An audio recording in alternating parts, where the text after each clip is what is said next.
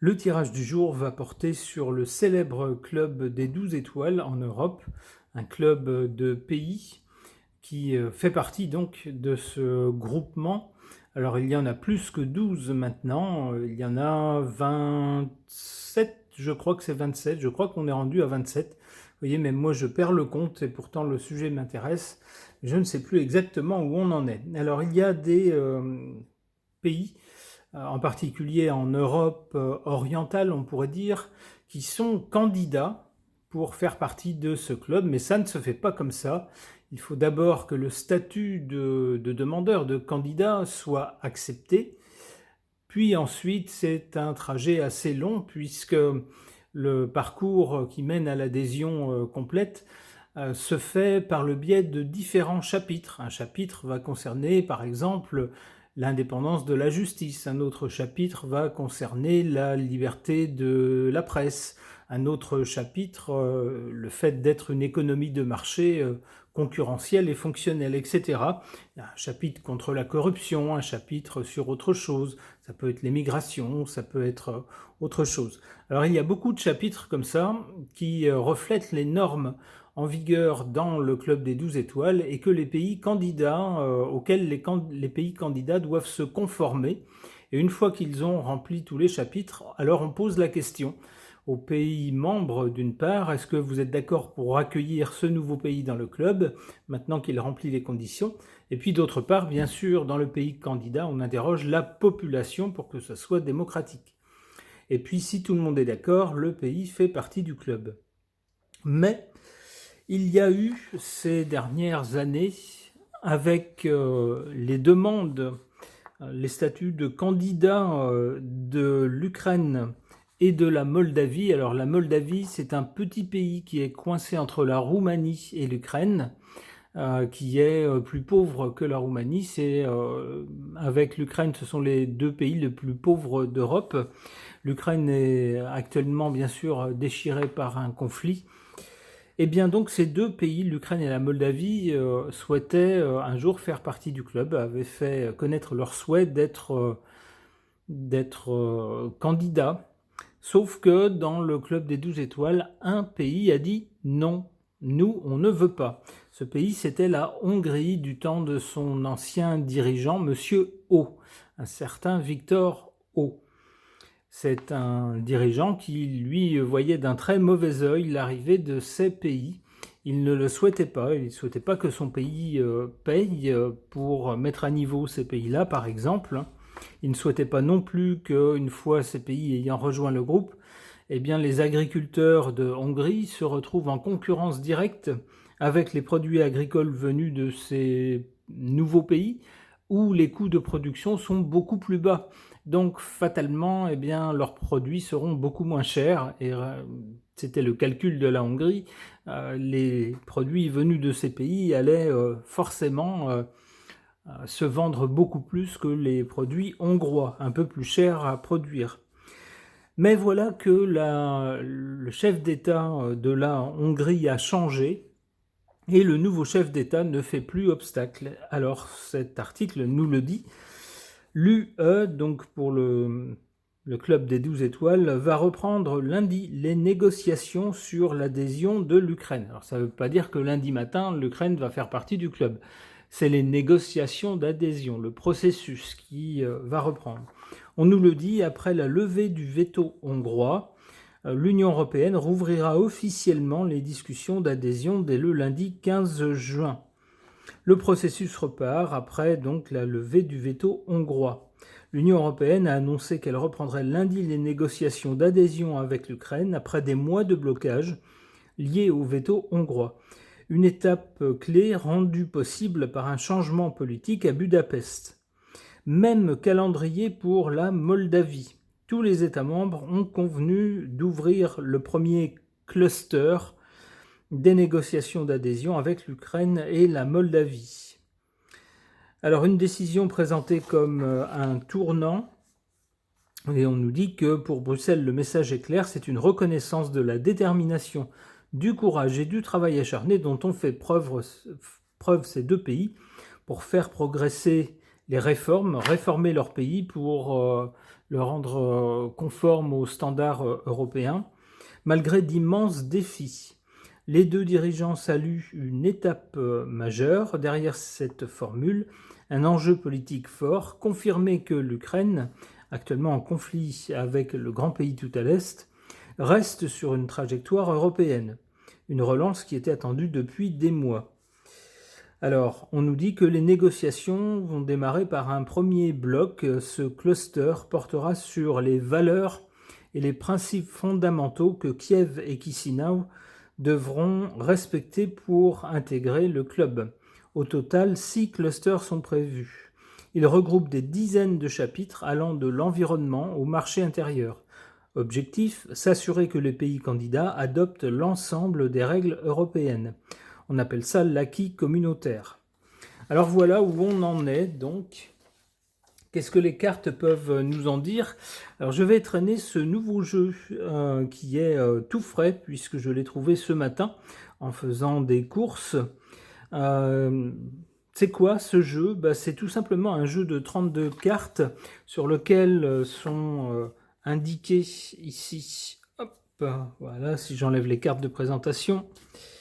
Pour chaque carte, ici, on va avoir un sens positif ou négatif selon que la carte est à l'envers ou à l'endroit, qui va nous donner donc des précisions par rapport au thème du tirage. Alors, puisque ces cartes sont faites pour être lues spécifiquement à l'envers et à l'endroit, je ne vais pas faire comme d'habitude. Je ne vais pas juste battre les cartes, puisqu'elles seraient toutes à l'endroit. Je vais les mélanger en les tournant. Et on va voir ce que ça donne. Grande première. Alors, pour vous redonner le nom de ce jeu, si jamais il vous intéresse, c'est le jeu Cartomino. C'est parti.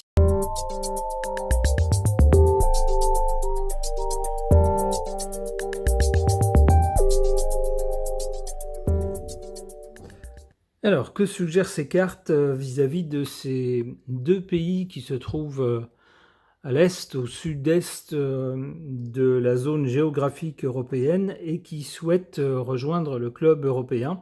Et donc, on nous dit que les négociations, le processus de candidature va être relancé à partir de lundi. Alors ici, du côté de l'origine, on a cette carte, alors une carte de cœur, il y a toujours une dimension affective. On nous parle ici avec ce 10 de cœur, de joie, de réussite affective et de récompense. C'est toujours un peu la carotte au bout du bâton pour les pays qui souhaitent rejoindre le club. On leur dit oui, mais une fois que vous ferez partie du club, vous aurez votre mot à dire dans les décisions, vous ferez partie d'un grand ensemble économique. Donc il y a surtout si vous êtes avec un niveau plus bas, vous êtes en droit d'attendre des aides et puis des investissements. Donc ça sera tout bon pour vous. Donc il y a une motivation ici à rejoindre le club. Et puis lorsqu'on est un pays où on a peut-être un peu des difficultés, la Moldavie c'est un petit pays et qui est pauvre, donc peut-être c'est la perspective au moins de se raccrocher son wagon à un train qui lui semble plus solide. Donc on a aussi beaucoup au-delà des motivations économiques, un côté affectif. On nous serine sur le côté grande famille européenne, on est tous des êtres humains, on doit s'entraider les uns les autres. Bon, tout ça c'est un peu la base. Et puis la fierté, on pourrait dire, la joie d'un pays plus pauvre de pouvoir rejoindre un club plus riche, où on peut se dire c'est peut-être comme ça qu'enfin notre pays va décoller et puis va rejoindre le niveau de ces pays-là. C'est ce que je vois avec cette carte-là.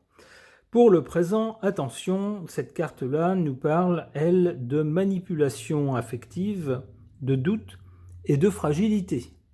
On fait miroiter beaucoup de choses à ces pays-là.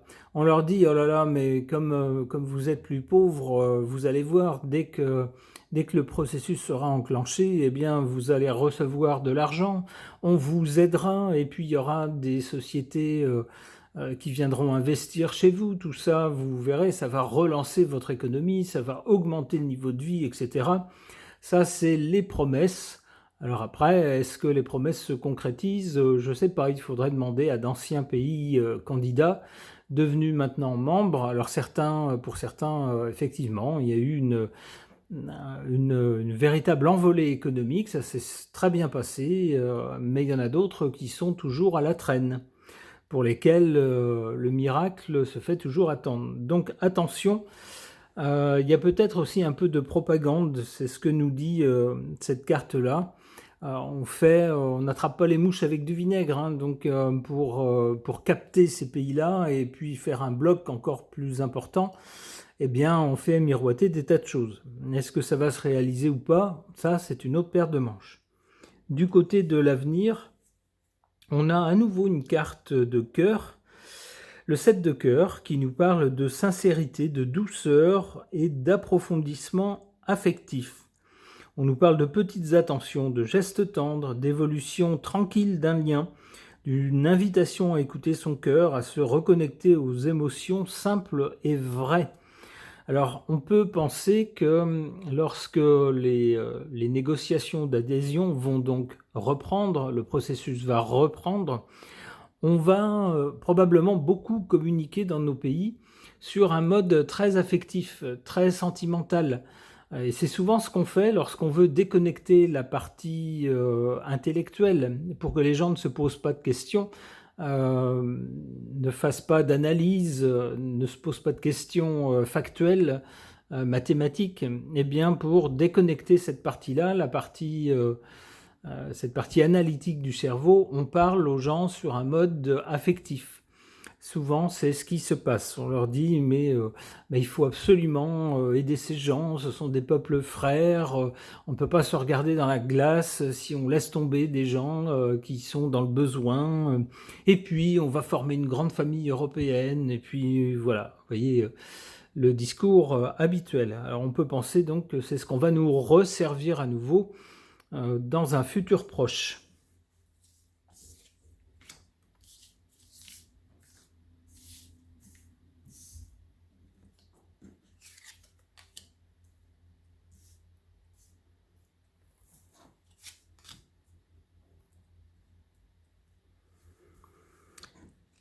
Avec l'as de carreau, ici en position favorable, on nous parle de nouvelles, de communication et d'opportunités.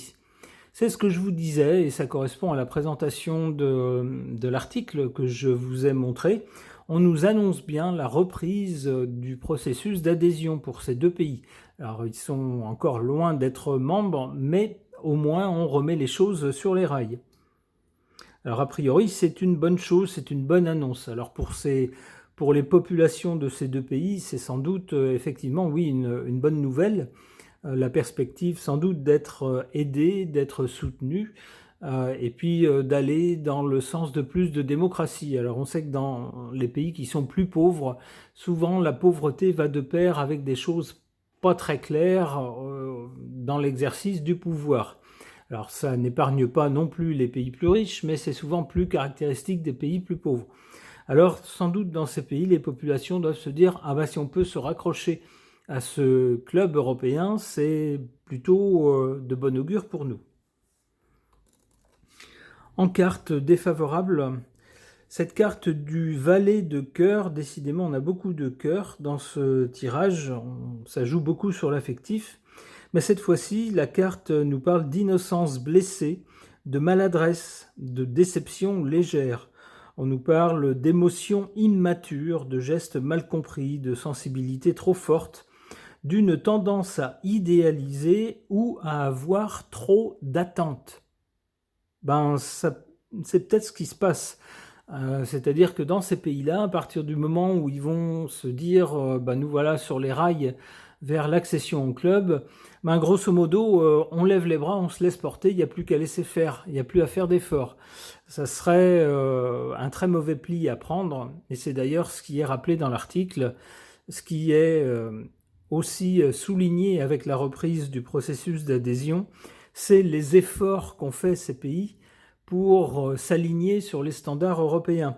Mais il ne faudrait pas que ces efforts cessent à partir du moment où on dit « Ok, on relance la machine de l'adhésion », même si le chemin est encore long, c'est pas à ce moment-là qu'il faudra cesser de faire des efforts. Il se pourrait aussi que certaines remarques soient mal prises par ces pays, parce que tant qu'ils ne remplissent pas les conditions prévues pour chacun des chapitres, ils ne sont pas admissibles dans le club. Alors, il y a des chapitres qui peuvent heurter, on pourrait dire, l'amour-propre de ces pays. Par exemple, l'état de droit, certaines mesures, certains constats sont faits dans des pays. Ça peut être aussi sur l'organisation des institutions pour savoir si le pays a vraiment des institutions, par exemple judiciaires, indépendantes, qui ne subit pas de pression.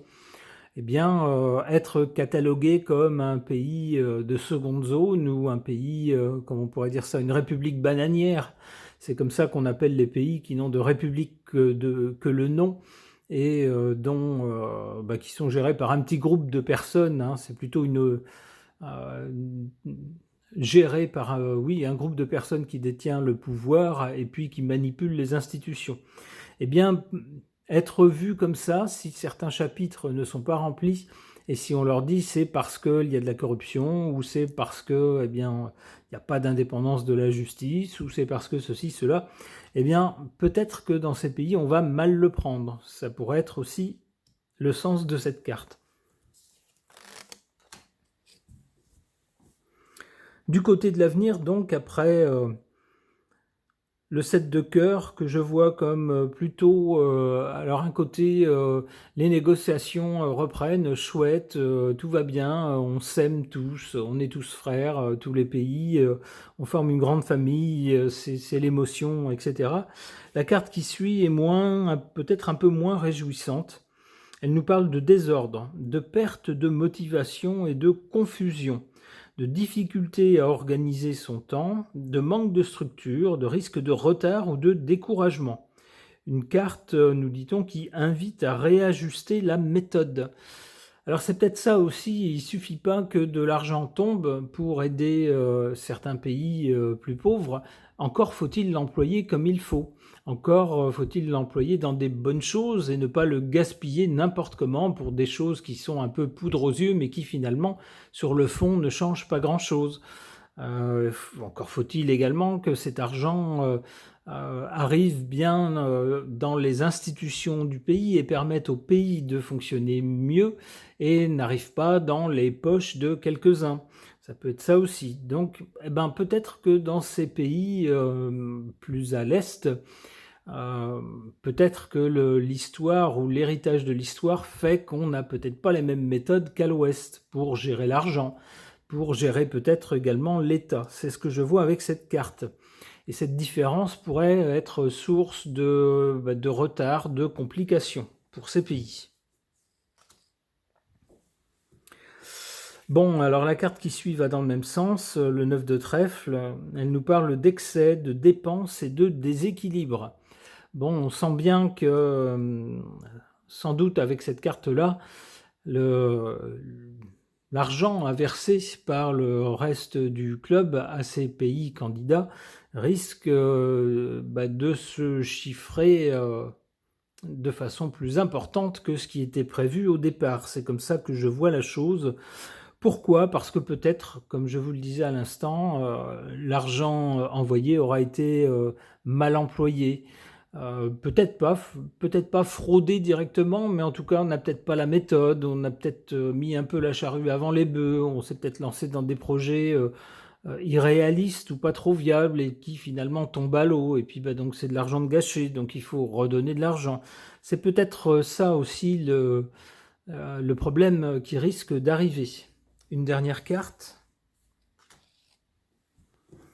On a quand même une carte positive, une très belle carte ensuite, mais alors pas tout de suite. Hein. C'est la 4e carte, un as de cœur, amour, bonheur, harmonie, qui nous parle également de naissance ou de renforcement d'un lien affectif important, d'une joie, d'une grande joie, d'une chaleur, d'une rencontre, d'une réconciliation. Alors moi j'y verrais, au terme du processus, quand même l'adhésion de ces pays au club. Pour moi c'est à ça l'adhésion que correspond cette carte d'une grande joie qui arrive plus tard. Donc c'est ce que je verrais. Alors est-ce que le club aura toujours la même forme qu'aujourd'hui? C'est pas sûr. Il y a beaucoup de changements géopolitiques dans le monde, ne serait-ce que par rapport au pays de l'oncle Sam, avec lequel les liens sont en train de changer de nature assez rapidement entre l'Europe et ce pays. Alors peut-être que le club lui-même va devoir aussi changer de forme ou de fonctionnement. Mais en tout cas, en ce qui concerne l'adhésion de ces deux pays, l'Ukraine et la Moldavie, si je me fie à ce tirage-là, il semblerait que cette adhésion aboutisse. Pas tout de suite, mais dans quelques temps. Ok. Concernant la reprise du processus d'adhésion au club des 12 étoiles de deux pays du sud-est de l'Europe, la Moldavie, la petite Moldavie et l'Ukraine qui est actuellement en conflit, j'interroge mon oracle.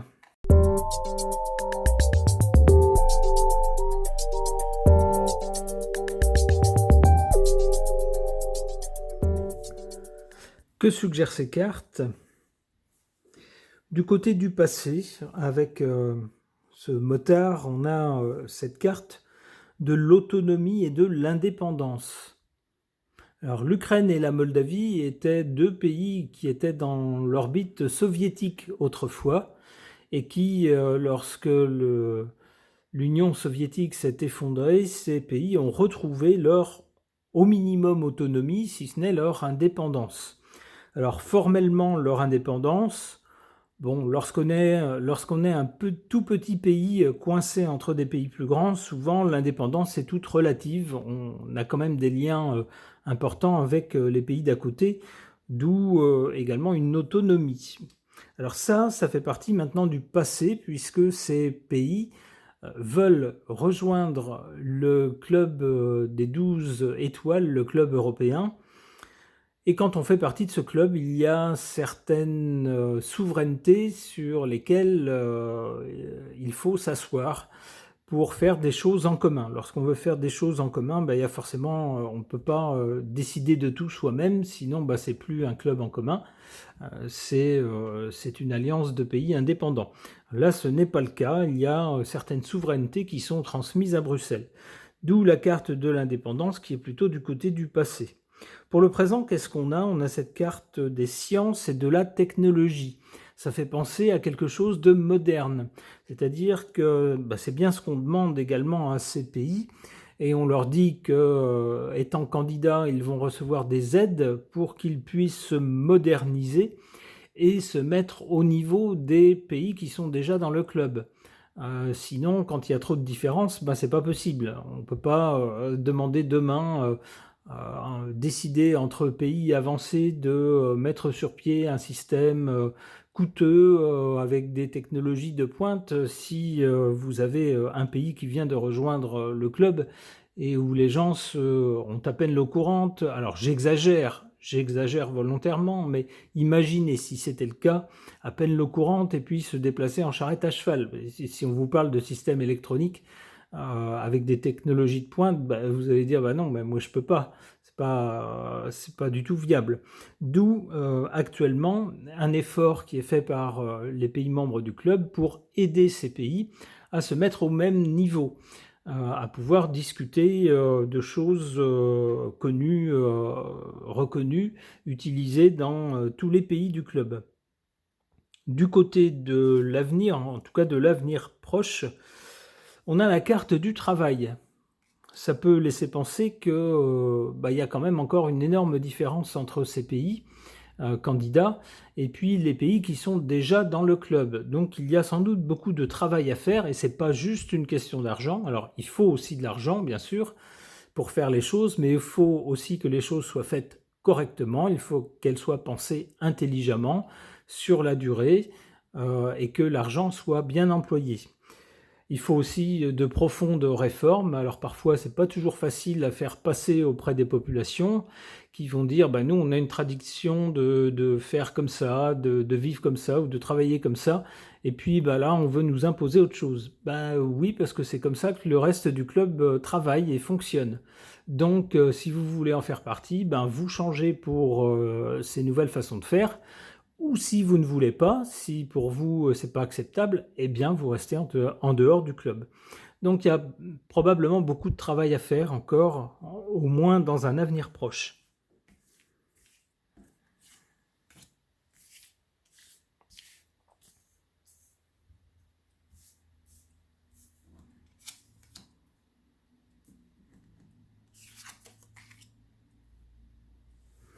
Des cartes très parlantes en position favorable et défavorable.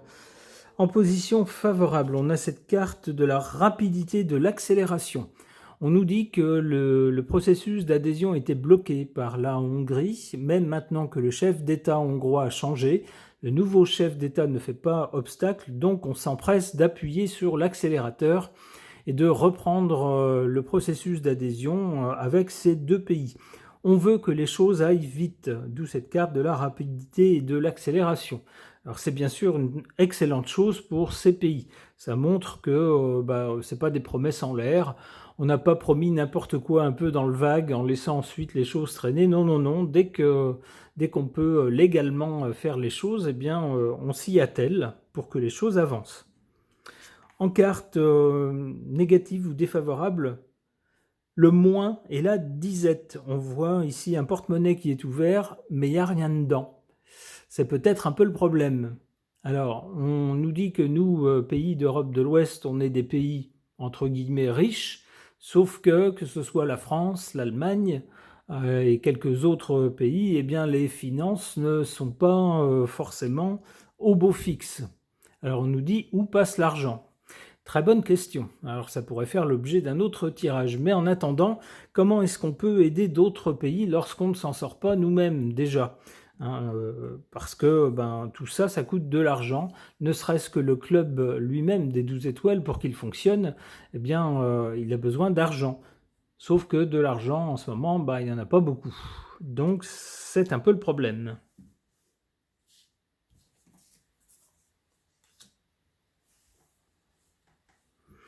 Alors, du côté de l'avenir, travaille donc pour ces pays candidats, pour qu'ils fonctionnent à l'avenir un peu avec la même logique, les mêmes institutions, les mêmes valeurs que les pays qui sont déjà membres du club. Alors, ça suppose beaucoup de réformes pour se mettre au diapason, on pourrait dire, des pays du club. Donc beaucoup de travail. Qu'est-ce qu'on voit ensuite ? Nourriture et alimentation. Alors ça pourrait évoquer les craintes par rapport à l'Ukraine, par exemple, où il y a beaucoup de production alimentaire. Mais les normes ne sont pas les mêmes, actuellement en tout cas, que dans le club des 12 étoiles. Et beaucoup d'agriculteurs, de producteurs voient d'un très mauvais œil l'accueil de ce pays dans le club. Alors même si ce pays se met aux normes européennes, il en reste pas moins que dans ce pays, l'Ukraine, le niveau de vie étant beaucoup plus bas, eh bien les choses coûtent beaucoup moins cher à produire et donc peuvent être vendues à un prix beaucoup plus bas. Alors, lorsque ces produits vont inonder, on pourrait dire, ou être vendus dans les autres pays du club, vous verrez les agriculteurs, les producteurs, sans doute être très mécontents. Alors, ça pourrait être un sujet de discorde, l'alimentaire et la nourriture.